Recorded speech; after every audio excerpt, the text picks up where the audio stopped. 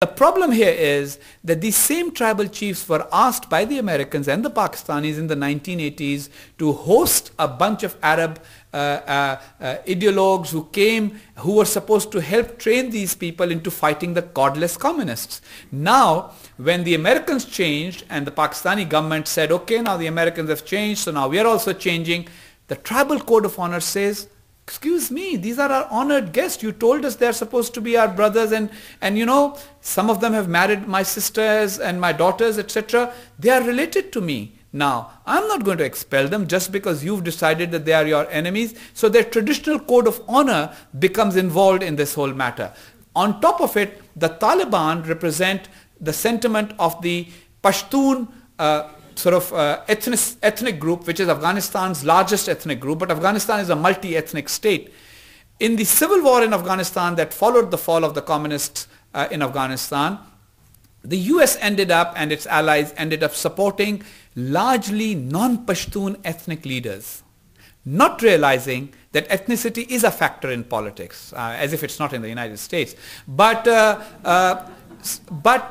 what happened then was that a lot of Pashtuns have turned to becoming Taliban, not because they agree with their ideology, but because it has become the manifestation of their ethnicity's strength. And so the Pakistani Pashtun tribes and the Afghan Pashtun tribes end up becoming allies in trying to assert Pashtun ascendancy in Afghanistan. On top of it, Al-Qaeda exploits that. Last comment, Al-Qaeda understands tribal cultures a lot better than the East Coast professors who run American foreign policy.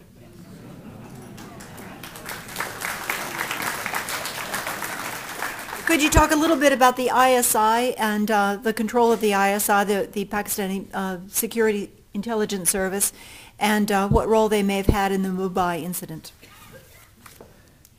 I was hoping that this question will not come, and if it had begun with saying, would you like to talk about the ISI, I would have simply given an answer, no. The ISI is Pakistan's equivalent of the CIA. It's a strategic intelligence organization. It was the organization that helped the CIA run Charlie Wilson's war. After that, of course, it's a coherent, organized, centralized organization. Some of Pakistan's governments made certain errors of judgment. ISI was involved in domestic politics to overthrow governments and plan takeovers of government. It was also used as an organization for building influence in the region through unconventional means. Now the ISI is reverting back to its original mandate, which is to ensure the flow of intelligence for Pakistan's security. But that does not stop regional actors from blaming the ISI for anything that goes wrong, because that is the legacy of the past. In the Mumbai incident, the US government and the Indian government have both said that there is no evidence of ISI's institutional participation. Some people continue to suggest that there were certain groups in Pakistan that were trained for militant activity or hit and run operations by the ISI at one point in time, and that those groups are involved, so therefore the ISI as an organization is involved. But the fact of the matter is that the ISI itself is undergoing transformation right now, and hopefully if Pakistan can effect this transformation to democracy successfully, we will have greater transparency in the functioning of our military as well as our intelligence services, and we will hear rumors about them a lot less than we have been doing in the past. Okay, there are a couple of comments that I will relate about efforts against the Taliban. I watched you on Charlie Rose where you were very impressive. You said the government was doing everything possible to combat the Taliban. What really has happened? Is there any uplifting news in that regard? Also, history has proven, related question, history has proven appeasement of tyrants leads to catastrophe. Why does the Pakistan government think that appeasement of the Taliban in Swat will lead to anything other than catastrophe? Well, thank you very much for the compliment about the appearance on Charlie Rose. I think the government of Pakistan is on track. The only problem is our capacity.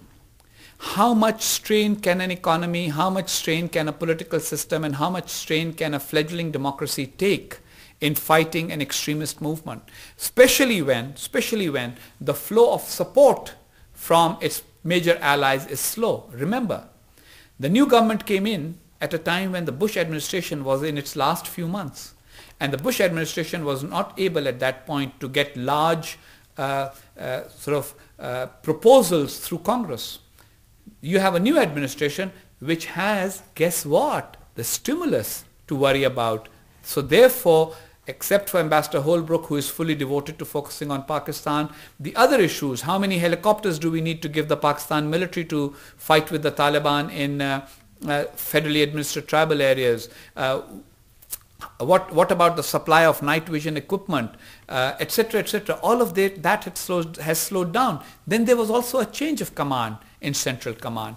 General Petraeus has just taken over. So if you've heard, there are at least 3 major reviews of policy taking place relating to Afghanistan. One by Admiral Mullen, the chairman of the Joint Chiefs, one by General Petraeus, and one by Mr. Bruce Riedel and the Undersecretary of Defense, Michel Flournoy, along with Mr. Holbrooke. So unless those reviews have taken place here, Pakistan's retraining and equipping will not take place easily. And there's a time lag there. So anything that I said on Charlie Rose is still effective. It's only a question of, I was hoping it'll be done in 3 months. It'll probably be done in 9. But that is something that one has to accept as part of the reality of life. On the subject of appeasement, let us get this very clear. There is no appeasement of the Taliban. The agreement that the government of Pakistan has is not with the Taliban, but with a group that had become supportive of the Taliban because of their local demands. The interesting thing is that the Taliban in that area are led by the son-in-law, and the father-in-law is the man with whom we are having an agreement. He's an elderly cleric who has influence in the region. And the hope is that the elderly cleric will be able to create a wedge whereby the number of Taliban who are actually active in combat will reduce so that it's easier for us to fight them. The problem with the 24/7, and this is the second time I'm talking about it, the 24/7 news cycle is you have people with no knowledge of the nuance of a region trying to write 3 lines for a quick news story. So how do they present a complicated situation? How do they explain to you that Swat became integrated in Pakistan not in 1947 but in 1969? That Swat was a princely state, that Swat always had a semi-Islamic legal system which was different from Pakistan, but that when the Pakistani government imposed its own legal system, people started complaining on grounds that it's too tedious, involves lawyers, and they don't like lawyers. I don't know, they might have something in common with the crowd here. Who knows? So they had issues, and so they wanted to revert back to their pre-1969 system. It's a different movement than the Taliban, but the Taliban were taking advantage of this movement to be able to increase their influence. So it was an attempt to try and make a distinction between the two. I attempted to do that in a small piece in the USA Today. I wrote an article to try and explain this history, but I still haven't figured out how to explain all of this if they ask me on Fox News to say it in 30 seconds. Very good.